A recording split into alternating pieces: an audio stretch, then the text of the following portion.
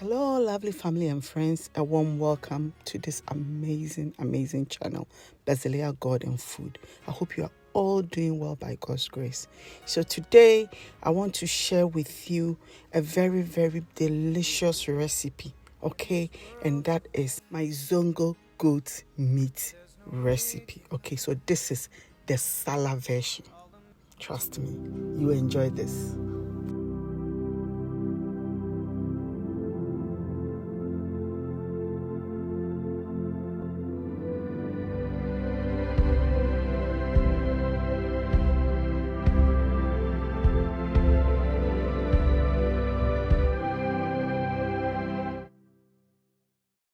So first of all, I have my goat meat, okay? And I've washed it nicely and I'm adding some chili flakes to it, okay? So this is my blended mix, okay? It's got garlic, onion, ginger, anise seeds and some rosemary, okay? And I've poured it onto my meat and I am giving it a good stir, right? And I'm adding some salt to season it, okay?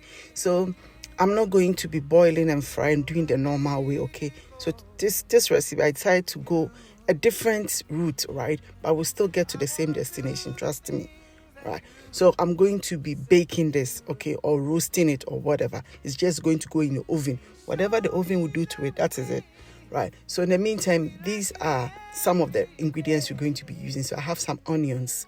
I had red, that's why I used it. You can use white or whatever you have.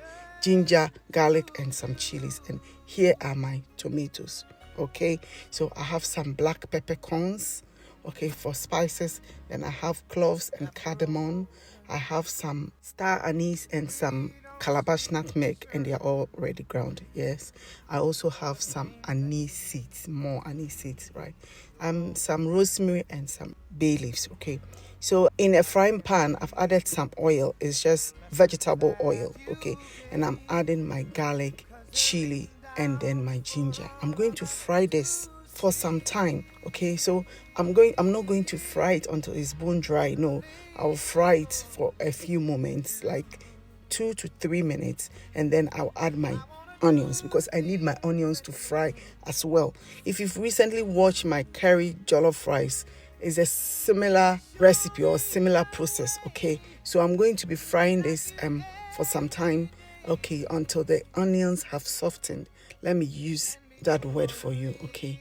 Until onions, then I add my spices, okay? So all the spices I showed you beforehand, I'm going to chuck it in this thing, okay? And it's going to fry for some time. So as it fries, my hope is that it releases very beautiful, fragrant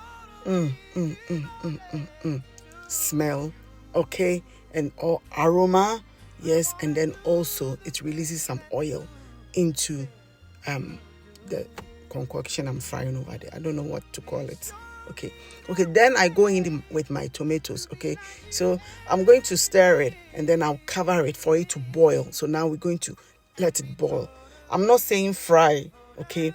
I'm not saying fry because tomatoes has got juices, a lot of juices, and it's going to fry at some point, but it will boil first and then the water will evaporate before it starts frying. Yes, okay, so that's how it's going to go.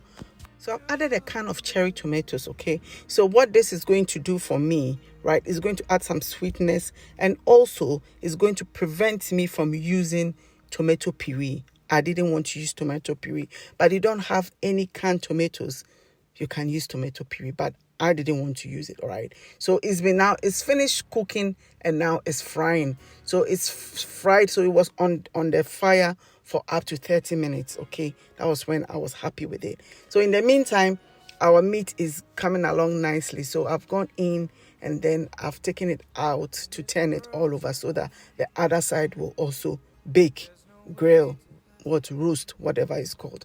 So yes, so my tomato concoction is finished. It has cooled down. What I will recommend is let it cool down completely before blending, right? But if you don't have the time, okay, then you can blend it immediately, okay? And yes, remember that when you're using a glass blender, glass blender and you blend it immediately. Make sure you don't rinse your blender jack with cold water, otherwise it will crack. Trust me, I'm talking from experience. Okay, so it's nicely blended. I've blended everything, right, and I've poured it in a bowl and set it aside. So I have a few more ingredients to show you. So I have curry powder, vegetable bouillon, and some turmeric powder. These are the other spices I'm going to add it, and not forgetting my nutmeg. I always add nutmeg. And I also have this, my red pepper paste. Okay, I'm going to bring you this recipe, but it wouldn't be on this channel, to be on Bezelea Foods. Okay, and then my onions. So I'm going to check on my meat, and my meat is ready. So I will set that one back in the oven and turn the oven off, right? And in the same saucepan that I fried all those things in, I've added a bit more oil, and I've added my chopped onions or sliced onions. Okay, and I'm going to fry it. So I'll fry it till it softens. Okay, and then I'll start to add the other ingredients. Okay, so I'm going to add the pepper paste. So this one, the process I used in making this recipe, it entailed boiling a lot. So this is really concentrated. It's already boiled. There is not a lot of moisture in it. So once I pour it in and I fry it for like 2-3 minutes, I'm ready to add the other things. I don't need to fry it for long. Okay, so yes, because don't forget, we are making Zongo recipe. And Zongo recipe, you have to boil the tomatoes until all the water. So you boil the tomatoes out of the tomatoes. That's what I'm trying to say. Okay. So yeah, so that is the concept. That is what should be at the back of your mind as you're making Zongo stew. Say you are going to boil and boil and boil. Okay, that is why at the beginning we have cooked our ingredients already, and so that boiling bit, we have skipped it. Okay, so I've added my blended vegetables. Okay, and then I'm washing my blender jug and adding it, because it's all got some of the ingredients in there, stuck in there. Okay, so I'm going to be stirring it. I'll cover it now for it to cook. Okay, so as it cooks, what I would suggest you do is, anytime you want to go in to stir, right, turn off your flame. Okay, turn it off and let the simmering come down a little bit.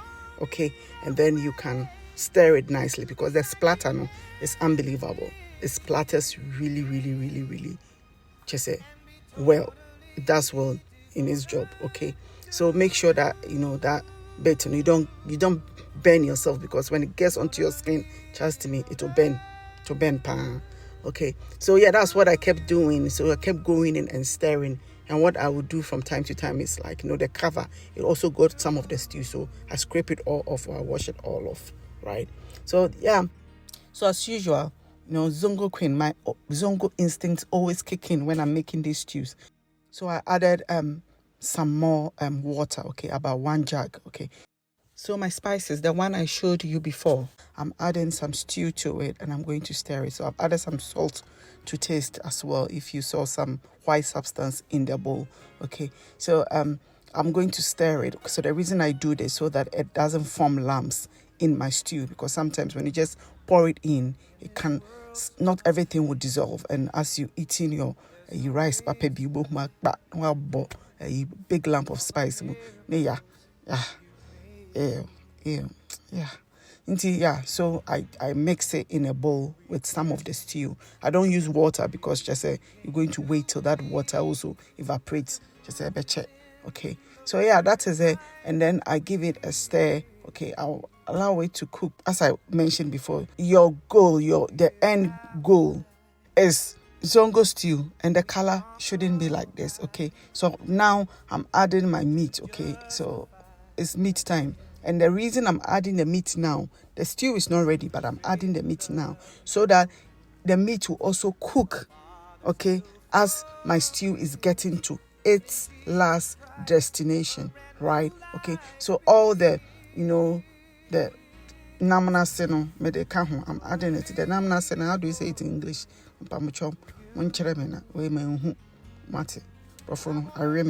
Right? So I'm going to stir and I'm going to let it cook. If you like it this way, you can end here, but me, I always go the ultimate Zongo, so I keep stirring. Now you see the color has darkened, and that is the ultimate hallmark of Zongo stew. It has to darken. Any cocoa, a trifle stew, and stew the cocoa. So that is our stew done. Yeah, so I serve this with wache, some plain rice, some chinkafa, okay, which I'm going to bring you the recipe. Authentic chinkafa with the omofono, with the best my beno achira chai added to omofon and your phone, kama, right? So yes, I'm really hoping that this video will inspire you to try these Zongo recipes. Trust me, you'll love it. It's very easy. It's not like the usual process. I always try to use other process to get to the same destination, to the same Zongo stew. So if you liked it, please like this video, share this video, and don't forget to subscribe if you haven't. Thank you, and I'll see you in the next one. Bye.